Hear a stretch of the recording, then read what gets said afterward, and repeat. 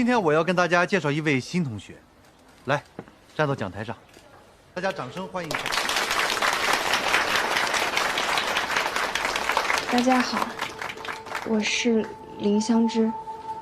下面这位同学呢，就是你以后朝夕相处的小伙伴了啊！来，坐到那儿吧。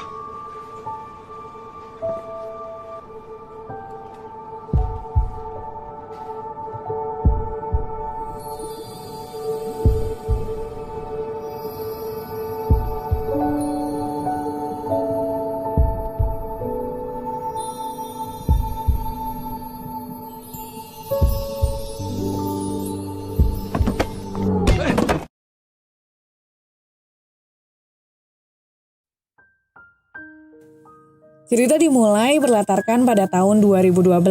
Ada seorang murid bernama Song Xiaonan. Dia merupakan seorang murid kelas 3 SMA Senghua. Dia sedang menggosip bersama teman-teman sekelasnya tentang ramalan bangsa Maya tentang kiamat yang akan terjadi tahun ini. Tepatnya tanggal 21 Desember 2012. Di belakangnya ada Su Yosu yang lagi enak-enak tidur. Dia pun merasa terganggu karenanya. Maka dia langsung saja menimpuk kepala Xiaonan pakai bola basket. Jelas saja Xiaonan emosi. Mereka hampir saja perang kalau bukan karena kedatangan guru. Mereka berdua ini memang frenemies alias teman tapi musuh. Tapi walaupun pertengkaran mereka imut, tidak ada perasaan apapun di antara mereka karena memang mereka murni frenemies. Selain itu seluruh sekolah juga tahu kalau Xiaonan naksir sama teman sebangkunya Yosu yang bernama Jiangwu. Pak guru datang membawa seorang murid perempuan lalu mengumumkannya sebagai siswi baru di sini. Pindahan dari SMA Heping. Namanya Lin Xiangzi. Pak guru menempatkannya untuk duduk semeja dengan Xiaonan. Namun sejak awal fokus perhatian Xiangzi hanya pada Yosu dan terus-menerus mengintipnya.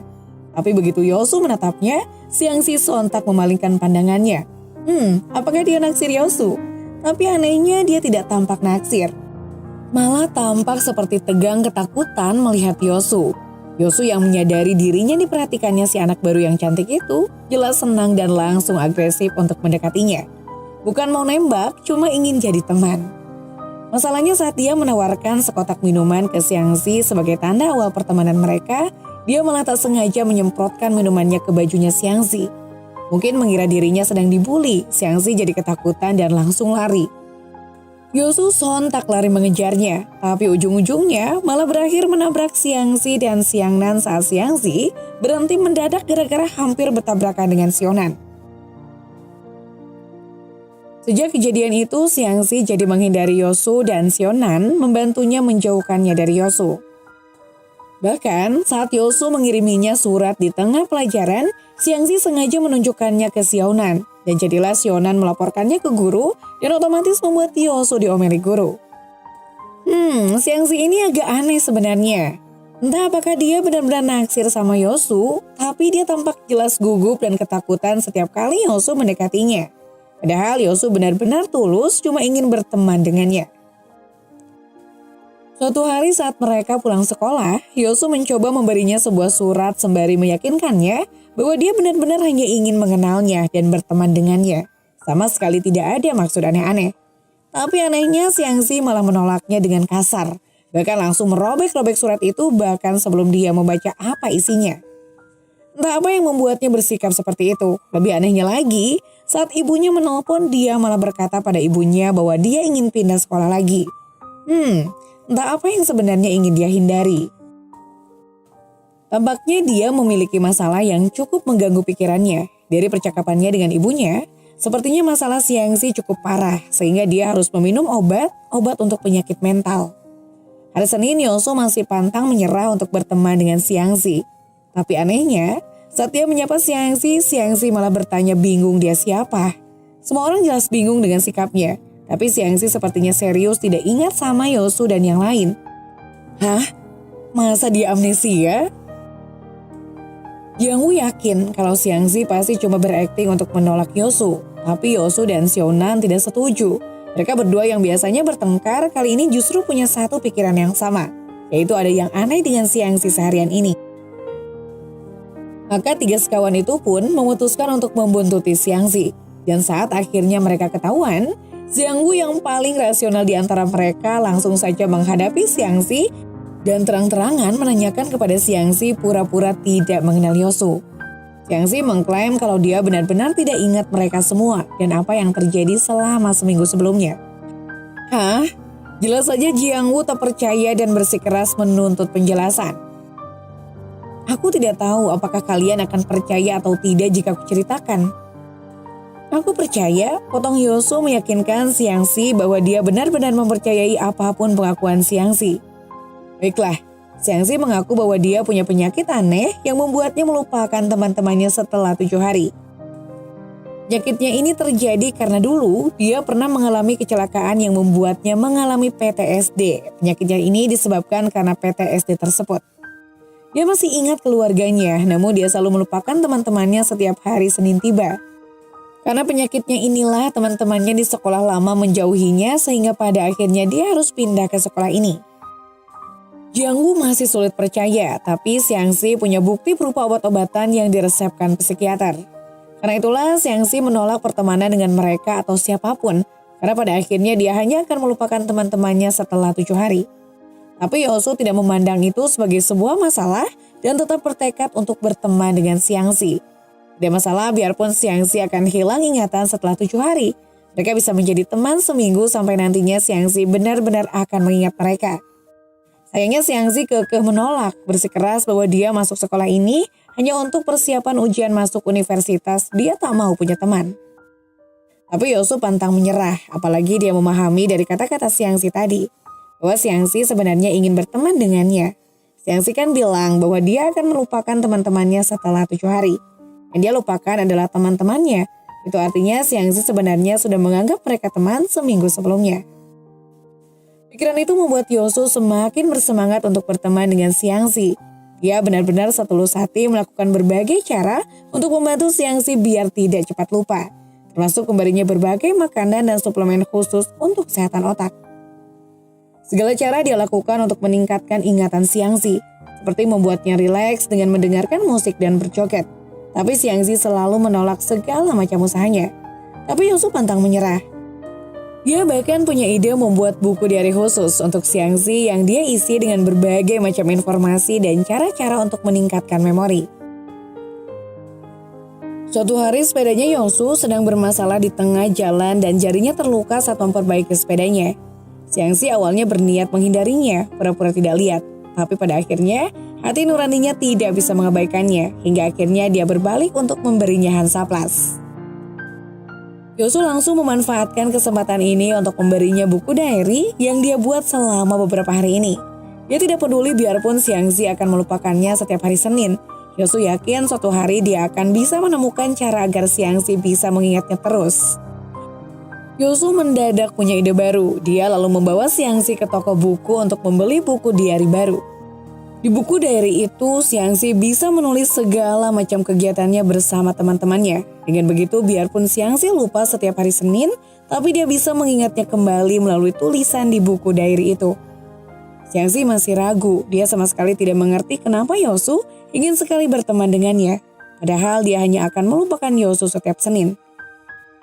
Sebenarnya kau menginginkan teman kan? Kata Yosu memahami kegalauan Xiangxi. Aku akan menjadi temanmu. Cobalah dulu, mari kita cari solusi bersama-sama tentang bagaimana mengobati penyakitmu. Baiklah, Xiangxi akhirnya setuju, tapi dia ingin Yosu berjanji satu hal padanya. Yosu langsung setuju tanpa ragu padahal Xiangxi bahkan belum mengemukakan apa syaratnya. Dia rela berjanji apapun asal bisa menjadi temannya Xiangxi. Aku ingin kau belajar dengan giat, jangan menyerah akan ujian. Itulah yang Xiangxi inginkan. Oke, kalau begitu kau bisa membantuku belajar kan? Jangan tawar-menawar, ayo pilih mau warna apa. Secara bersamaan mereka berdua langsung menunjuk buku diary Pink Polka Dot. Fit, ternyata selera mereka sama. Setelah itu Yosu mengajak Xiangxi ke rooftop sekolah di mana ada sebuah observatorium yang sudah terbengkalai. Ini adalah markas rahasianya Yosu, tapi sekarang Yosu menyatakan bahwa tempat ini adalah markas mereka. Sejak saat itu mereka rutin datang ke markas rahasia mereka itu untuk belajar bersama. Yosu benar-benar memenuhi janjinya pada teman seminggunya untuk belajar dengan tekun. Suatu hari Xiaonan dan Jiang Wu juga mendadak muncul di sana. Sebenarnya cuma Jiang Wu yang diundang, tapi Jiang Wu malah mengajak Xiaonan. Langsung saja Xiaonan dan Yosu hampir mau sindir-sindiran lagi, tapi Jiangwu dengan cepat menggelengkan mereka. Yosu akhirnya setuju Xiaonan bergabung bersama mereka hanya demi Jiangwu. Xiaonan langsung duka sama tempat ini dan mendadak punya ide untuk menjadikan tempat ini sebagai tempat berlindung untuk menghadapi kiamat tanggal 21 Desember 2012 nanti. Tempat berlindung? Kau takut mati? Itu kan kiamat, tentu saja aku takut. Aku kan belum pernah berkencan, ucap Xiaonan sambil melirik malu-malu ke Jiangwu. Si rasional Jiangwu meyakinkan bahwa kiamat tidak akan terjadi sampai ujian nasional selesai. Kiamat artinya jika dia gagal ujian dan harus mengulang kelas 3. Kalau begitu, Xiaonan yakin kalau Yosu pasti akan menghadapi kiamat, soalnya dia yang paling bodoh di antara mereka. Kayak kau tidak akan terkena kiamat saja, cibir Yosu. Setidaknya aku pintar dalam bahasa Inggris, balas Xiaonan. Aku sekarang dibantu Xiangji belajar. Bagaimana kalau kiamat beneran tidak akan terjadi seperti ucapan Jiangwu? Kita tetap datang kemari saja, bukan untuk berlindung tapi untuk merayakan, usul Xiaonan. Usul yang bagus, bagaimana Xiangzi? Xiangzi setuju, jadilah mereka berempat saling bekerja sama untuk membersihkan tempat itu untuk menjadi markas yang layak untuk ditinggali. Dan juga memasang foto mereka berempat yang mereka namai grup penyintas kiamat. Selama beberapa minggu kemudian, Yosu CS rutin mengingatkan Xiangzi tentang pertemanan mereka setiap hari Senin tiba dengan berbagai macam cara. Mereka bahkan menggambar identitas mereka masing-masing di sebuah buku diary agar Xiangzi bisa selalu ingat pada mereka. Setiap Senin, Yosu rutin memperkenalkan dirinya pada Xiangzi pakai boneka jempol pohon cemara. Dan Xiangzi rutin menulis segala informasi tentang teman-temannya dan segala hal yang mereka lakukan di buku diary-nya. Lepas dari guyonan dan canda tawa sehari-hari, mereka juga tetap serius belajar. Suatu malam, mereka makan malam bersama sambil membicarakan rencana masa depan masing-masing. Xiangzi mengaku bahwa dia ingin masuk ke jurusan psikologi yang sontak membuat Jiangwu keheranan. Soalnya Xiangzi pintar matematika. Sayang sekali kalau dia tidak mengambil jurusan ekonomi atau analisis investasi. Xiangzi mengaku bahwa dia pintar matematika hanya karena dulu pernah diajari seorang teman. Katanya dia tidak ingat teman-temannya setelah seminggu. Kok sekarang dia ingat teman masa lalunya?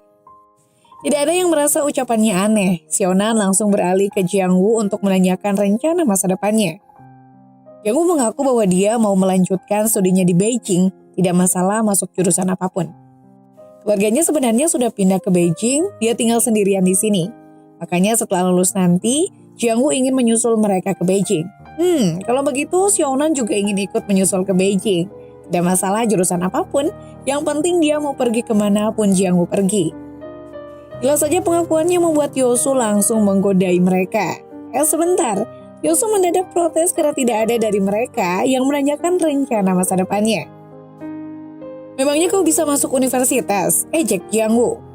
Bicara apa kau? Dengan bantuan Xiangzi, aku pasti bisa mengguncang perahu membuat kekacauan, ujar Yosu dengan pedenya.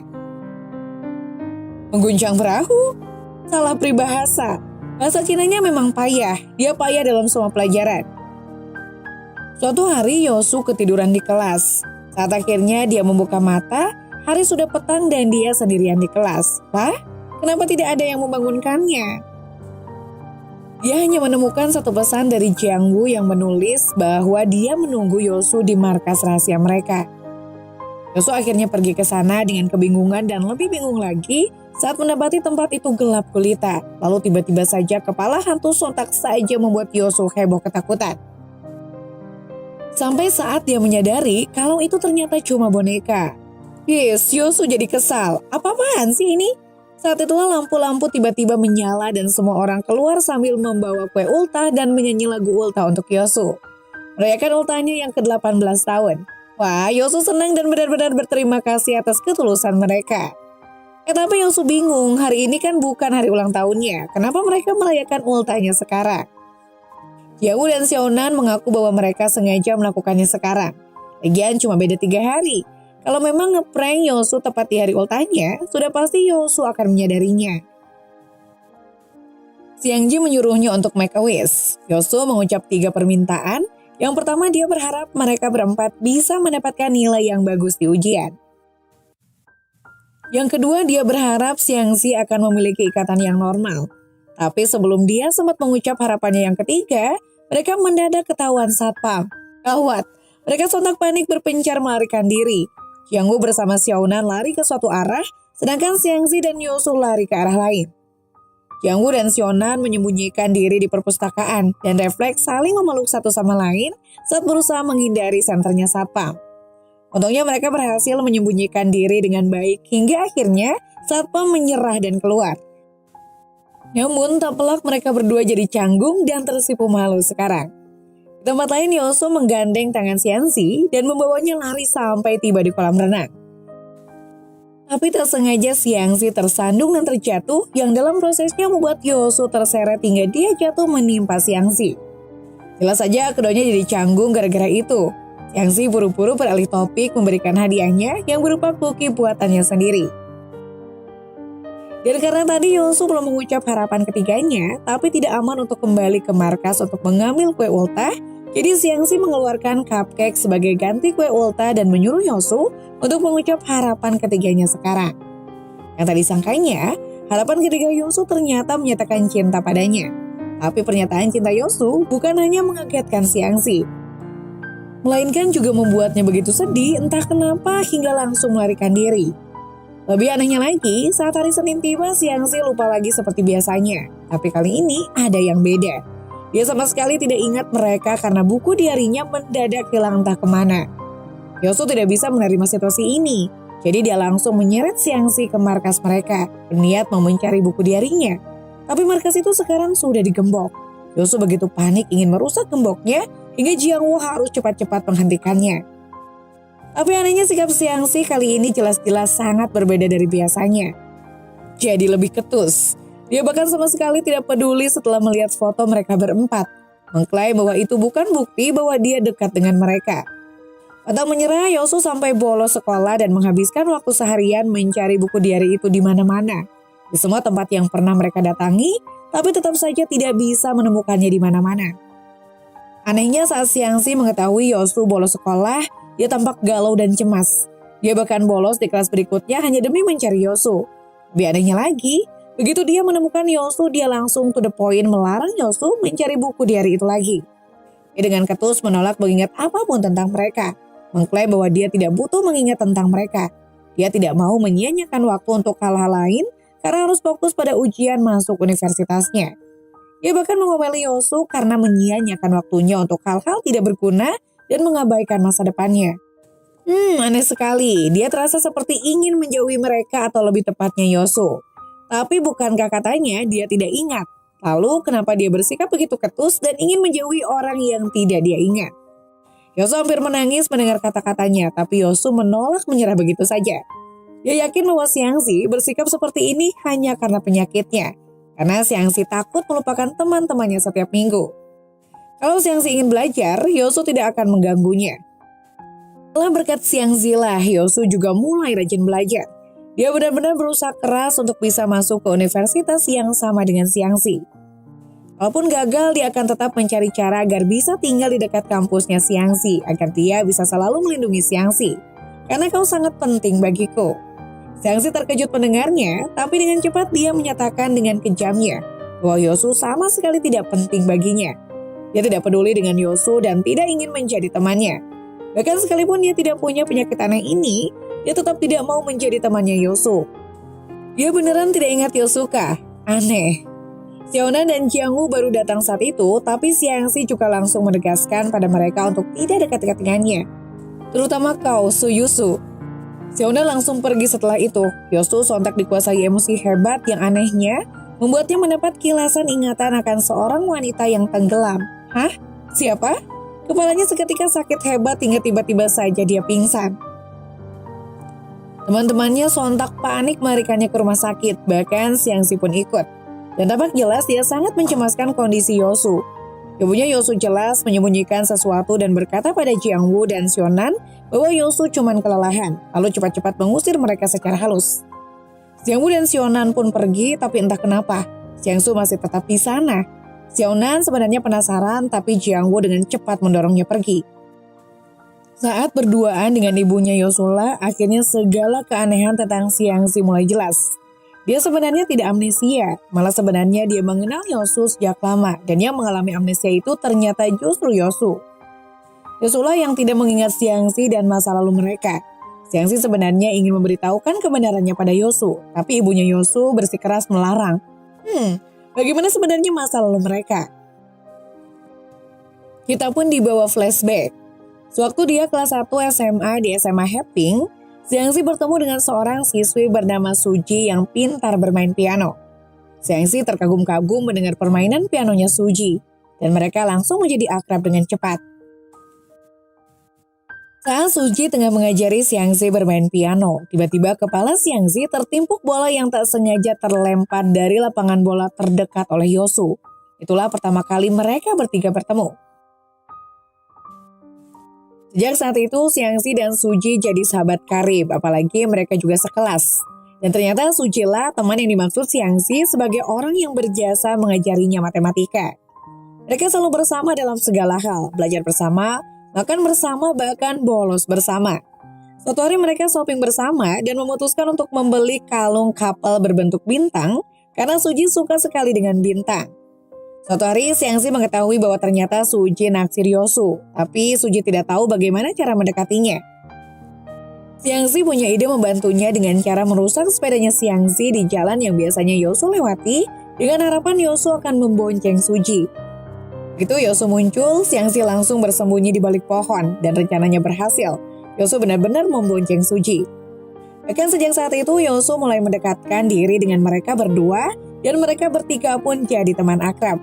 Namun entah apa yang kemudian terjadi sehingga hubungan mereka berubah seperti sekarang ini. Flashback pun berakhir. Hari Senin Yosu sudah pulih dan kembali ke sekolah, tapi Xiangxi masih terus menjauhinya. Yosu yang biasanya penuh energi positif sekarang jadi lebih sering murung karenanya. Xiangwu jelas tidak senang temannya jadi seperti ini. Dia yakin sekali bahwa ada yang aneh dan mencurigakan dengan Xiangxi. Maka Jiangwu pun memutuskan untuk menyelidiki latar belakang Xiangxi. Dia mencuri biodata Xiangxi dari ruang guru dan dari situlah dia mengetahui bahwa Xiangxi ternyata berasal dari SMA yang sama dengan SMA lamanya Yosu. Kebetulan Xiaonan juga punya teman di SMA Heping. Dari temannya inilah Xiaonan diberitahu bahwa Xiangxi dan Yosu dulunya berteman akrab dengan seorang teman lain yang bernama Suji. Dan bahwa Xiangxi sama sekali tidak memiliki penyakit amnesia aneh itu. Mereka berdua langsung memanggil Xiangxi ke observatorium. Dan to the point mengonfrontasi kebohongannya. Kenapa Xiangxi berbohong pada mereka? Kenapa Xiangxi pura-pura amnesia dan siapa itu Suji? Tidak bisa menghindari lagi, Xiangxi akhirnya mengakui bahwa dia memang berbohong pada mereka. Sebenarnya dia ingin sekali menceritakan kebenarannya pada Yosu. Tapi pada akhirnya, dia tidak sanggup melakukannya karena sebenarnya yang amnesia justru Yosu. Kita pun dibawa flashback. Masalah ini dimulai saat mereka bertiga piknik di danau saat liburan musim dingin. Sementara Yosu menata bekal makanan mereka di meja, Suji mengajak Xiangxi naik perahu di danau di daerah pinggiran. Tempatnya memang indah, tapi sepi, malah sepertinya hanya mereka bertiga di sana. Dia sengaja mengajak Xiangxi naik perahu ke tengah danau untuk menjauh dari Yosu. Soalnya dia malu. Kenapa? Karena sebenarnya dia sudah memutuskan untuk memberanikan diri menulis surat cinta ke Yosu yang dia tempatkan di keranjang bekal makanan mereka. Saat mereka di tengah danau, Suji dari kejauhan melihat Yosu sepertinya sudah menemukan suratnya. Tapi dia terlalu antusias sehingga dia lupa di mana dia berpijak dan akhirnya membuat perahu oleng dan Suji sontak tercebur ke air. Parahnya lagi dia sama sekali tidak bisa berenang dan Xiangxi juga sama. Xiangxi sontak panik berusaha meraih tangannya sembari teriak-teriak minta tolong. Tapi karena jarak mereka cukup jauh, Yosu tidak bisa langsung mendengarnya. Namun karena Suji terlalu panik, akhirnya dia malah jadi membuat Xiangxi ikut tertarik sehingga mereka sama-sama tercebur ke air. Saat inilah Yosu baru mendengar teriakan Xiangxi. Dia langsung mengabaikan surat yang belum sempat dia buka itu untuk bergegas terjun ke danau dan berusaha menyelamatkan kedua gadis itu. Dia berhasil menangkap tangan Xiangxi, tapi dia gagal meraih tangan Suji. Suji yang sudah kehabisan tenaga akhirnya tenggelam semakin dalam. Saat ini Yosu terpaksa harus memilih salah satu dan memutuskan untuk menyelamatkan Xiangxi duluan.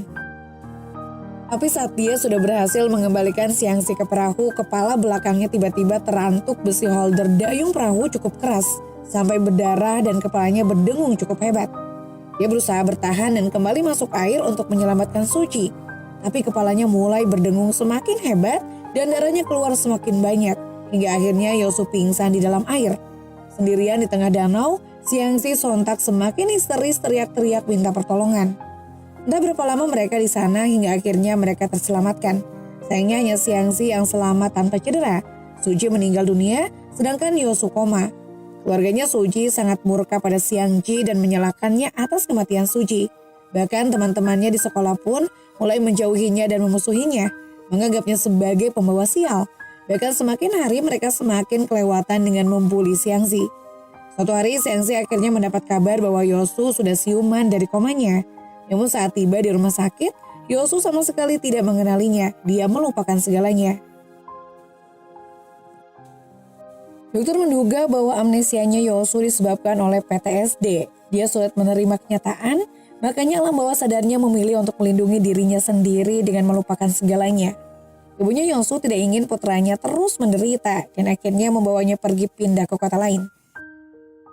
Hidup Xiangxi sendiri semakin lama semakin menderita. Dia terus-menerus dibully di sekolah. Perasaan bersalahnya yang begitu besar ditambah dengan perlakuan buruk orang terhadapnya.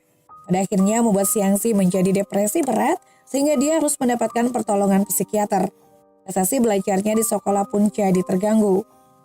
Semua inilah yang akhirnya membuat ibunya Xiangxi memutuskan untuk memindahkan Xiangxi ke sekolah lain dan menitipkannya di rumah bibinya. Namun siapa sangka, ternyata takdir membawanya kembali bertemu dengan Yosu. Sekolah barunya ternyata sekolah yang sama dengan sekolah barunya Yosu. Pertemuan yang tidak disangka-sangka inilah yang membuatnya sempat meminta pada ibunya untuk pindah sekolah lagi. Dia benar-benar tidak tahu bagaimana harus menghadapi Yosu.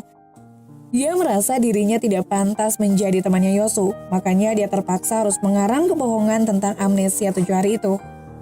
Dia berharap kebohongannya akan membuat Yosu menyerah, tapi ternyata Yosu menolak menyerah, malah dengan gigih membantunya untuk sembuh dari penyakit pura-puranya ini. Sujilah yang seharusnya Yosu cintai dan bukan dirinya. Karena itulah, Xiangxi menyembunyikan buku diarinya dan pura-pura amnesia lagi. Lebih baik mereka kembali jadi orang asing. Flashback pun berakhir. Xiangxi tahu kalau mereka pasti sulit memaafkannya. Dia juga sulit memaafkan dirinya sendiri. Tapi dia memohon pada Xiaonan dan Jiangwu untuk tetap merahasiakan kebenaran ini dari Yosu. Dia tidak mau Yosu menghadapi penderitaan itu lagi. Xiangxi janji bahwa dia pasti akan segera pergi dan menghilang dari hidup Yosu setelah ujian masuk universitas selesai nanti. Prihatin, Xiaonan langsung memeluknya dan berusaha menyemangatinya. Xiangxi, aku tidak mengenal Suji, tapi kau harus tahu bahwa semua ini bukan salahmu. Sejak saat itu, Xiaonan dan Jiangwu pun membantu Xiangxi untuk menjauhkan Yosu darinya. Pada malam tanggal 21 Desember 2012, Yosu sebenarnya ingin mendekati Xiangxi, tapi Xiangxi bergegas pergi. Xiaonan dan Jiangwu pun cepat-cepat menarik Yosu ke rooftop sesuai rencana mereka untuk menghadapi hari kiamat bersama-sama. Hanya saja rencana mereka kali ini harus dilewati tanpa kehadiran Xiangxi. Xiaonan benar-benar serius menghadapi kiamat sampai Jiangwu geli melihatnya. Tapi tentu saja tidak ada kejadian apapun yang terjadi. Yosu bertanya-tanya apakah Xiangxi ingat rencana mereka hari ini. Tentu saja Xiangxi ingat, malah sebenarnya dia juga sedih tidak bisa ikut. Tapi dia terpaksa harus melakukannya demi menghadapi Yosu. Xiaonan dan Jingwu mengingatkan Yosu untuk berhenti memikirkan Xiangxi mulai sekarang dan fokus belajar saja. Ujian mereka kurang dari 6 bulan lagi. 5 bulan berlalu, hari ini mereka akhirnya menghadapi ujian masuk universitas. Usai ujian, Jiangwu malah melihat Xiaonan dikasih buket bunga oleh seorang cowok lain. Dan itu sontak membuatnya cemburu. Yosu sudah ditunggu ibunya di gerbang sekolah, hanya Xiangxi seorang yang sendirian. Malam harinya Jiangwu mengajak Xiaonan makan malam berdua dan akhirnya dia berterus terang mengakui perasaannya terhadap Xiaonan. Xiaonan tentu saja senang. Tapi kenapa Jiangwu tidak menyatakan cinta lebih cepat? Xiaonan sudah memutuskan mau pergi ke Australia. Jiangwu sedih mendengarnya. Ibu tidak masalah. Xiaonan pergi saja mengejar impiannya.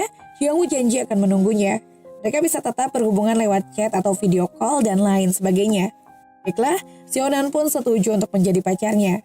Esokan harinya, Jiangwu nongkrong di kolam renang bersama Yosu, membicarakan ujian kemarin. Yosu percaya kalau dia bisa lulus walaupun mungkin dia hanya bisa masuk universitas biasa. Tapi dia masih bertekad ingin menemui Xiangzi dan ingin mendaftar di universitas di kota yang sama dengan Xiangzi. Frustasi, Xiangwu berusaha meyakinkan Yosu untuk melupakan Xiangzi. Menemuinya itu buang-buang waktu saja. Dia bahkan berusaha mengancam Yosu untuk berhenti menemui Xiangzi jika Yosu masih menganggapnya sebagai teman. Terang saja Yosu jadi emosi dibuatnya, mengira Jiangwu membenci Xiangzi karena penyakit amnesianya. Kedua teman itu sontak saling tonjok-tonjokkan hingga keduanya oleng dan akhirnya tercebur ke kolam bersama. Dan di saat inilah ingatan masa lalu Yosu akhirnya mulai kembali. Tapi dia masih bingung, maka begitu mereka keluar dari kolam, dia langsung menuntut penjelasan Jiangwu tentang Suji. Terpaksalah Jiangwu akhirnya berterus terang memberitahu Yosu bahwa Xiangzi berencana pergi karena tidak ingin menyakiti Yosu lagi. Akhirnya mengingat semua masa lalunya, Yosu bergegas pergi mencari Xiangzi, tapi malah diberitahu bibinya Xiangzi bahwa Xiangzi baru saja pergi. Yosu sontak panik mengejarnya. Sayangnya dia gagal, Xiangzi sudah naik bis dari tadi. Xiangzi juga sebenarnya sedih, bahkan sepanjang perjalanan dia harus berusaha keras menahan isak tangisnya. Dia bahagia bisa bertemu lagi dengan Yosu dan mengenal Jiangwu dan Xiaonan, tapi dia harus pergi demi kebaikan Yosu. Dia bahkan mengganti nomor teleponnya, memutuskan hubungan dengan semua orang. Sejak itu, Yosu terus-menerus mengurung diri di kamarnya. Dia bahkan kekeh menolak membuka pintu saat Jiangwu datang. Jiangwu mengerti kalau Yosu marah padanya karena dia menyembunyikan kebenarannya dari Yosu. Tapi, apa kau tahu apa kebenaran yang sesungguhnya? Yaitu kami semua sangat peduli padamu. Kami tidak ingin mengganggumu agar kau bisa fokus ujian. Jiangwu memberitahu bahwa observatorium sebentar lagi akan diruntuhkan. Dia dan Xiaonan tadi membersihkan barang-barang mereka yang ada di sana. Karena itulah, dia datang untuk menyerahkan sesuatu pada Yosu sekaligus mau pamitan. Barang yang dia maksud ternyata foto kenangan mereka berempat yang di belakangnya tertulis orang yang paling kita hargai, tak peduli dimanapun mereka berada, kenangan akan mereka akan selalu tersimpan. Beberapa waktu kemudian, Yosu akhirnya pergi menziarahi makam Suji dan kebetulan bertemu dengan adiknya Suji. Setelah sekian lama, Yosu akhirnya mengunjungi keluarga Suji untuk meminta maaf. Kemarahan keluarga Suji sekarang sudah mulai mereda dan sudah bisa mengikhlaskan kepergian putri mereka. Mereka bahkan memberinya sebuah kotak yang berisi foto-foto persahabatan mereka bertiga dan surat yang ditujukan untuk Yosu. Semua ini adalah kenangan mereka, jadi ibunya Suji menyuruh Yosu untuk menyimpannya. Ayahnya Suji bahkan mengundangnya makan malam bersama mereka dan memberitahunya bahwa Xiangzi sering datang kemari. Hanya saja Xiangzi tidak pernah berani masuk. Memang sulit menerima fakta bahwa Suji sudah tiada. Mereka sekeluarga juga masih sulit menerimanya. Akan tetapi, ayah tidak ingin Yosu dan Xiangzi menderita karena insiden ini. Karena itulah, ayah meminta mereka berdua untuk move on dan menjaga diri mereka sendiri dengan baik. Yosu sontak menangis sedih mendengarnya. Suatu hari Xiangzi menerima paket yang ternyata buku diari kiriman dari Yosu di mana dia mengaku bahwa dia sudah mengingat segalanya, sekaligus mengakui perasaannya pada Xiangzi yang ternyata sudah sejak lama. Xiangzi lah yang selalu dia sukai sejak mereka pertama kali bertemu dulu. Xiangzi lah yang selalu dia perhatikan. Bahkan saat dia membonceng Suji, dia tahu kalau Xiangzi sedang bersembunyi di balik pohon dan dia sengaja membonceng Suji sebenarnya hanya supaya dia bisa tanya-tanya tentang Xiangzi. Dia mengaku sudah mengunjungi Suji dan keluarganya. Dia juga sudah membaca surat yang Suji berikan untuknya. Dalam suratnya, Suji menulis segala hal yang ingin dia lakukan bersama mereka setelah lulus nanti. Suji bilang bahwa dia ingin menyalakan kembang api bersama mereka, ingin melihat salju bersama mereka, ingin minum minuman untuk pertama kalinya bersama mereka, ingin keliling dunia bersama mereka. Tapi Yosu tahu bahwa mereka butuh waktu untuk pulih. Karena itulah dia memutuskan untuk tidak menekan Xiangzi dan membiarkan Xiangzi sendiri dulu sekarang. Sampai nantinya Xiangzi mau mengakui bahwa mereka adalah teman. Dia juga menyertakan kalung bintangnya Suji di dalam paketnya karena dia tahu betul kalau kalung itu sangat penting artinya bagi Xiangzi. Buku diari itulah yang akhirnya membuat Xiangzi mantap untuk kembali ke Yosu. Tapi setibanya di rumah Yosu, dia diberitahu ibunya Yosu bahwa Yosu sekarang pergi ke sekolah karena hari ini observatoriumnya akan dihancurkan hari ini. Xiangzi sontak berlari secepatnya kembali ke sekolah, berpapasan dengan beberapa tukang yang naik turun, tapi di mana Yosu? Dia tidak terlihat di mana-mana. Xiangzi, teriak Yosu yang ternyata sedang memperhatikan Xiangzi dari belakang. Akhirnya mereka bisa bertemu kembali tanpa ada kebohongan di antara mereka. Xiangzi benar-benar minta maaf karena menyembunyikan masalah ini dari Yosu. Tapi Yosu sama sekali tak mempermasalahkannya. Dia mengerti bahwa Xiangxi melakukan ini untuknya. Malah dia yang harus berterima kasih karena Xiangxi ada untuknya di saat seperti ini. Terima kasih karena telah mengirimkan kalung ini padaku. Aku akan memakainya untuk mengalami segala pengalaman yang belum pernah Suji alami. Pergi keliling dunia, melihat salju yang belum pernah dia lihat. Aku akan memakainya untuk menyelesaikan segala hal yang belum pernah dia lakukan. Xiangxi, tidak semua luka bisa disembuhkan, tapi kita bisa menghadapinya bersama. Kali ini izinkan aku menemanimu. Xiangxi setuju dan Yosu pun langsung memeluknya erat. Film pun berakhir.